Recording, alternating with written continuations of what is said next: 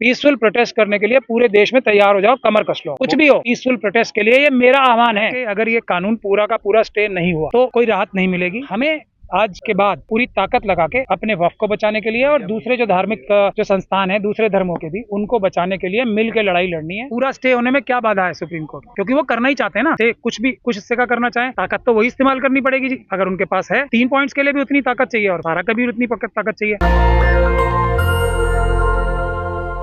अंतरिम राहत मिल सकती है, स्टे मिल सकता है?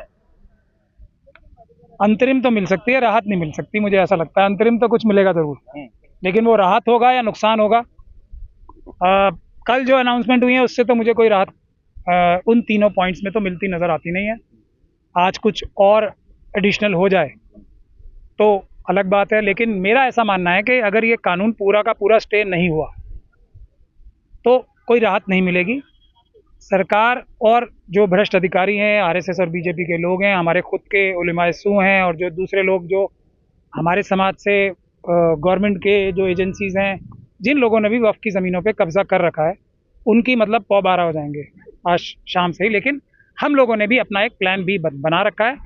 उसके लिए हमने पहले भी प्रेस कॉन्फ्रेंस करके 4 पॉइंट्स बताए थे, लोग वो जानकारी इकट्ठित करें।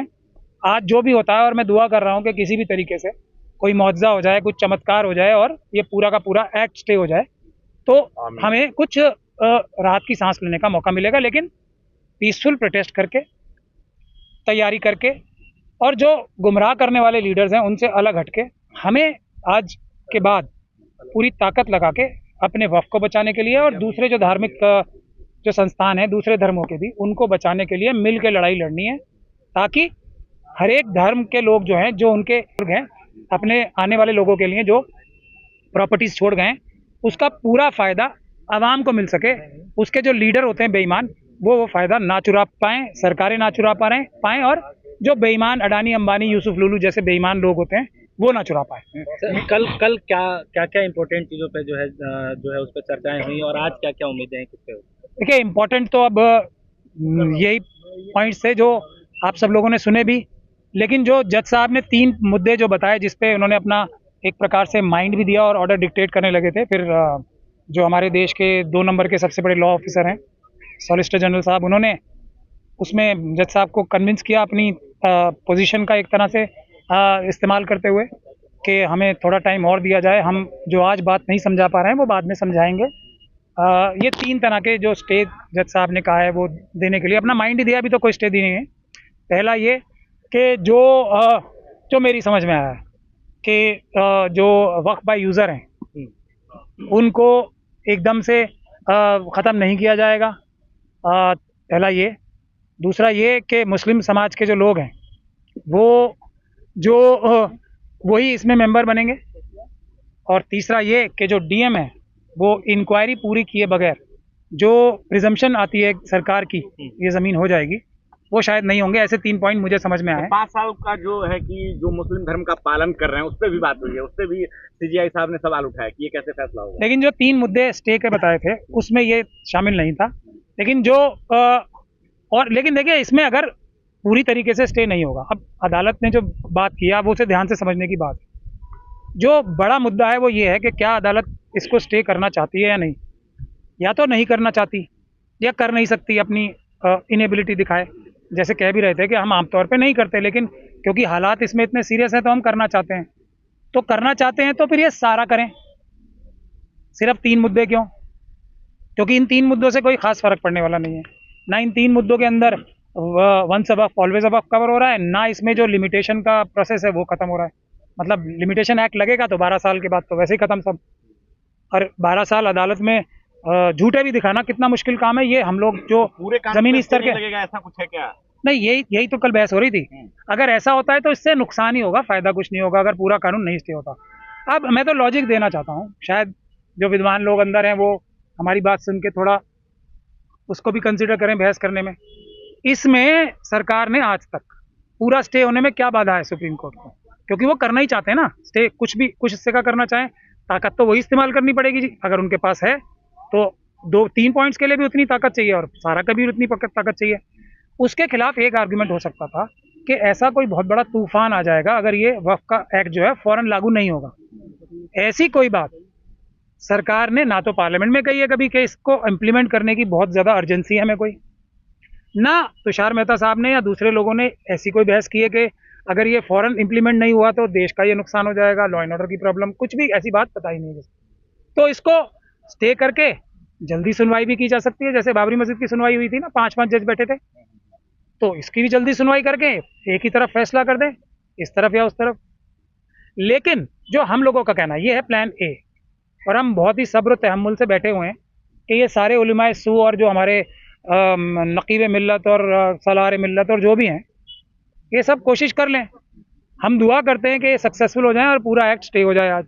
लेकिन ये स्टे हो जाए एक्ट, या फिर ये एक्ट सरकार रोक दे, मतलब कानून सुप्रीम कोर्ट इसको निरस्ती कर दे, मसले का हल नहीं है वो। अब जो ये प्रॉब्लम आई है इसको हमें फ़ायदे के लिए इस्तेमाल करना चाहिए, ना सिर्फ मुसलमानों के लिए बल्कि सभी धर्म के लोगों के लिए, कि अपने अपने धर्म की जो प्रॉपर्टीज़ हैं उसको बचाने के लिए एक मजबूत कानून आना चाहिए, जिसकी रूपरेखा मैं 16 पॉइंट्स के जरिए बता चुका हूँ कि सज़ाएं ज़्यादा होनी चाहिए, सारी कार्रवाई जो है इन सभी संस्थानों की, सारे धार्मिक संस्थानों की जितने भी हैं, वीडियोग्राफी होनी चाहिए और उनको अपलोड किया जाना चाहिए, और जो जिस धर्म के लोग हैं उसी धर्म को पूरी आज़ादी होनी चाहिए। सरकार का काम चाहे वक्फ बोर्ड के माध्यम से हो या किसी भी बोर्ड के माध्यम से हो, धार्मिक लोगों को ईमानदारी से काम करने में मदद प्रोवाइड करने का है, उनके काम में दखल अंदाजी का बिल्कुल नहीं होना चाहिए। जब तक ये सारे कानून नहीं आ जाते तब तक अच्छा कानून नहीं होगा। जो आज के कानून है वो भी कोई ज़्यादा अच्छे कानून नहीं है, उसमें भी चोरी करने का प्रावधान है। जो नए आ गए उसमें अदानी, अंबानी, यूसुफ लुलू जैसे बेईमान लोगों को डकैती मारने का और मतलब होलसेल लूट करने का मौका मिल जाए। जी, क्या अंदाजा लगाते हैं कि क्या वो करने वाले हैं? जिसमें आप हैं यहाँ से काफी वरिष्ठ हैं, तो इससे अंदाजा तो आपको एक लग चुका होगा कि क्या करना चाहते हैं। जैसे सीजीआई साहब ने वो हिंदू जो है उसको लेकर के भी, और तुषार मेहता भी जो है परेशान हुए उनके जवाब देने के लिए, तो आपको अंदाजा तो लग ही गया हो कि क्या करना चाहते हैं। तो पूरी रात मिली है ना तुषार मेहता साहब को अपनी परेशानी दूर करने की, तो पढ़ाई वढ़ाई की होगी, जो भी किया होगा उन्होंने पूरी ताकत लगाई होगी रात भर, रातों रात को जाके पढ़ाई की होगी या पढ़ाई नहीं की होगी, कुछ और किया होगा। जो एतराज है उस पर आपको क्या कहना है? कि देखिए, अंदाजा लगाने का काम हमारे पास एक शास्त्री जी हैं, छतरपुर में रहते हैं, वो भविष्य बताने का काम उनके जिम्मेदारी लगा रखी है हमने। जो तथ्यात्मक रूप से बात करने का काम हम छोटे लोग करते हैं, तो ये आप शास्त्री जी से पूछिए। हम तो यही कह सकते हैं कि अब कुछ ना कुछ तो, जैसे हमारा चुनाव आयोग है, अंदाजा ही लगा रहा हूँ मैं, ये वो चुनाव में वोट चुराने की मशीनों का इस्तेमाल करते हैं, वो अपने बैग में से वोट जो हैं जो नहीं होते वो भी कट डाल के ले आते हैं। मीडिया में खबरें चल रही हैं कि हो सकता है कि पूरी तरह से स्टे मिल जाए, तो मैं उसका खैर मकदम करूंगा। या तो पूरी तरह से स्टे मिलेगा, वही कुछ राहत की बात होगी, पूरी राहत वो भी नहीं होगी। बहस तो लंबी चलनी है। नहीं, लंबी चले या छोटी चले, देखिए हम लोग तो गुलाम लोग हैं, छोटे लोग हैं, बहुत छोटे लोग हैं। जो हमारे हाथ में चीज़ आती है उसी को देख के खुश होते हैं हम। तो एक रोटी हमारे हाथ में आ जाए, हम उसको खा के कहेंगे हमारे हाथ में आ गई। अब हमसे प्रॉमिस किया जाए, वहाँ पूरा रेस्टोरेंट चल रहा है, वो है एक गुम्बद कैफे, पूरा आपके नाम लिखा जाएगा, वहाँ पे आप तरह तरह की ग़िज़ाएँ खाओगे, हमें उससे कुछ नहीं लेना। जो हमारे हाथ में आ जाए कुछ खाना, हम तो उसको मानते हैं। अगर हाथ में आ गया गुम्बद कैफे का खाना सारा, तब मान लेंगे, अब वादा तो हम नहीं मानेंगे, माफ़ी चाहते हैं। सर, प्लान बी कुछ बता रहे थे सर, प्लान बी भी हमारे पास। प्लान बी आज देखिए हर चीज़ का, क्योंकि माहौल ऐसा बना हुआ है ना, इतना पैसा खर्च करके, इतनी पब्लिसिटी करके, आरएसएस और बीजेपी की मदद लेके, इतने बड़े बड़े हमारे उलमाए सू हैं जो अपने आप को आलिम बताते जा रहे हैं सालों साल से, नकीब मिल्लत हैं, बैरिस्टर साहब हैं जो खुद अपने केस की भी बहस नहीं करने की जरूरत जुटा पा रहे हैं, शेरवानी पहन के बैठे थे, शेरवानी पहन के, ब्लैक कलर की शेरवानी बैंड लगा के और गाउन पहन के बहस भी कर सकते थे वो। उनको तो सबसे ज़्यादा जानकारी होनी चाहिए थी। अब कपिल सिब्बल साहब से बेचारे से करवा रहे हैं, वो तो बैरिस्टर भी नहीं है शायद मेरे ख्याल से, खुद बड़े वकील पीछे बैठे हैं। तो ये पहले प्लान ए चलने दो आप, वो अगर कामयाब हो जाता है तो सबसे अच्छी बात है, हम भी खुश हो जाएंगे। कामयाबी, आधी कामयाबी, मतलब ये स्टे हो जाता है पूरा एक्ट। उसके बाद भी हमें अपने मुसलमानों के लिए नहीं, सभी धर्मों के लोगों को साथ लेके सभी की जो धार्मिक प्रॉपर्टीज हैं उसको बचाने के लिए एक मजबूत कानून लाने के लिए, जिसमें प्रॉपर्टी चुराने वाले को उम्र कैद तक की सजा हो, सारी चीज़ों की वीडियोग्राफी हो, सारी प्रोसीडिंग्स की, कोई बेईमानी करने का स्कोप ना छूटे कोई, वो कानून लाने के लिए हमें सबको संघर्ष करना है। उसके 16 पॉइंट हमने बता रखे हैं, वो प्लान बी है। अब प्लान बी के लिए जो ये अभी मुसीबत अगर पूरा स्टे नहीं हुआ तो आने वाली है, उसके लिए मैंने 4 चीज़ें बताई हैं कि ये उसमें पांचवी चीज और ऐड कर रहा हूँ। एक तो ये उलमा सू के कब्जे से, प्लान ए वालों के कब्जे से बाहर निकलो सब। उसके लिए आपको सबके लिए पीसफुल प्रोटेस्ट के लिए, ये मेरा आह्वान है, किसी को बताना हो तो बता देना, प्राचा साहब ने कहा पीसफुल प्रोटेस्ट करने के लिए पूरे देश में तैयार हो जाओ, कमर कस लो, कुछ भी हो। मोदी साहब कह रहे हैं कि मुस्लिम समाज जो है अपनी गलतियों के कारण जो है पंचर बना रहा है। आपने सुना होगा, बीते दिन उन्होंने बयान दिया है वक्फ को लेकर। सही चलिए, हुआ जमीनों का नहीं बिल्कुल सही, ये मोदी जी कह रहे हैं, कुछ तो कभी गलती से भी उनके मुंह से सच निकल जाता है। और कम से कम अडानी अंबानी यूसुफ लुलू जैसे लोगों की तरह, जिनके पास करोड़ों हजारों अरबों करोड़ों की प्रॉपर्टी है, जिसके मालिक हैं वो, फिर भी उनके हाथ में नहीं आ रही, वो गरीब मुसलमानों की बात कर रहा सहमत है आप? हूँ, गरीब मुसलमानों, सुन लो मैं उसी का जवाब दे रहा हूँ। गरीब मुसलमानों के पास तो अरबों खरबों की प्रॉपर्टीज है ना उनकी, फिर भी जो उनका इस्तेमाल नहीं कर पा रहे, तो वो अडानी अंबानी यूसुफ लुलू जैसे लोगों की तरह जाके मोदी जी के और अमित शाह जी के साथ मिलके, सीतारमन साहिबा के साथ मिलके बैंकों से 15-15, 16 लाख करोड़ रुपए चुरा तो नहीं रहे, माफ तो नहीं करा रहे, नीरव मोदी तो नहीं बन गए, पंचर ही लगा रहे हैं ना, और अपने हुनर से लगा रहे हैं, और पंचर लगा रहे तो लगा ही रहे हैं, पंचर लगाने का नाटक तो नहीं कर रहे कुछ और लोग जिन्हें हम जानते हैं, जो झूठा नाटक करते हैं चाय बेचने का। तो ये इसमें कौन सी बुराई की बात है, पंचर ही लगा रहे हैं ना, हम अरबोपति हैं लेकिन बेईमानी नहीं कर रहे, पंचर लगा रहे हैं, इससे इसीलिए तो इतनी बड़ी बड़ी प्रॉपर्टीज बनी है। हमारे बुजुर्गों ने भी, जो उनके पास अरबों खरबों की प्रॉपर्टी थी, खुद अपना गुजारा जो है ना टोपियां सीखे, कुरान शरीफ लिख के किया, प्रॉपर्टीज जो उनके नाम थी उन्होंने वक्फ की, इसलिए वक्फ की प्रॉपर्टीज इतनी ज्यादा है। कल की कार्रवाई से आप खुश हैं कोर्ट की? नहीं, मैं तो देखिए, मैं तो बाबा साहब डॉक्टर भीमराव अंबेडकर का मानने वाला हूँ, ईमान वाला अंबेडकरवादी हूँ।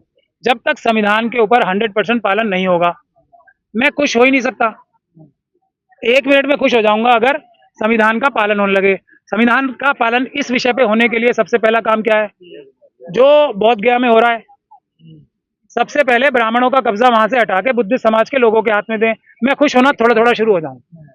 उसके बाद ये वक्फ का कानून वापस लें, और थोड़ा और ज्यादा खुश मुझे करना है तो ये जो चुनाव में मशीनें चुराने की जो प्रक्रिया इस्तेमाल हो रही है, पेपर बैलेट से चुनाव कर, मैं और खुश हो जाऊंगा। होने की बात थोड़ा, ये कुछ उसमें बदलाव हो जाए, कुछ पॉइंटों से दिक्कत है ना मुस्लिम लोगों को, सारे कानून से कोई दिक्कत है नहीं, सारे कानून से दिक्कत है। जो लोग ये कह रहे हैं कि हमें कुछ पॉइंट से दिक्कत है और कुछ पॉइंट इसमें अच्छे हैं, वो आरएसएस के एजेंट है, मैं ऐसा मानता हूँ।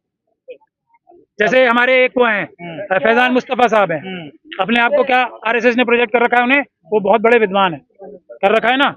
वो ये कह रहे हैं कि मैं इस बात का वेलकम करता हूँ कि वक्फ बोर्ड के अंदर नॉन मुस्लिम भी होने चाहिए। तो क्या है वो, उनका निशाना सिर्फ मुसलमानों के ऊपर लग रहा है आपको क्या? उनका सीधा सीधा हमला ये किस पे है, बोध गया के जो टेम्पल ट्रस्ट है उस पे। तो ऐसे ऐसे बेईमान लोग प्रोजेक्ट करते हैं कि ये हमारे ये हैं, ये हमारे पढ़े लिखे लोग हैं। अब ज्यादातर लोगों के पास अगर फैजान मुस्तफा साहब की भी डिग्री मांगने लग जाओ, शायद जो उनकी बातें हैं, तो मुझे लगता है डिग्री में उनकी भी गड़बड़ होगी। नेशनल दस्तक की आपसे गुजारिश है कि अगर इसको बचाना चाहते हैं तो नेशनल दस्तक को सब्सक्राइब करने के लिए रेड कलर के सब्सक्राइब बटन को दबाएं, फिर बेल आइकन की घंटी दबाएं।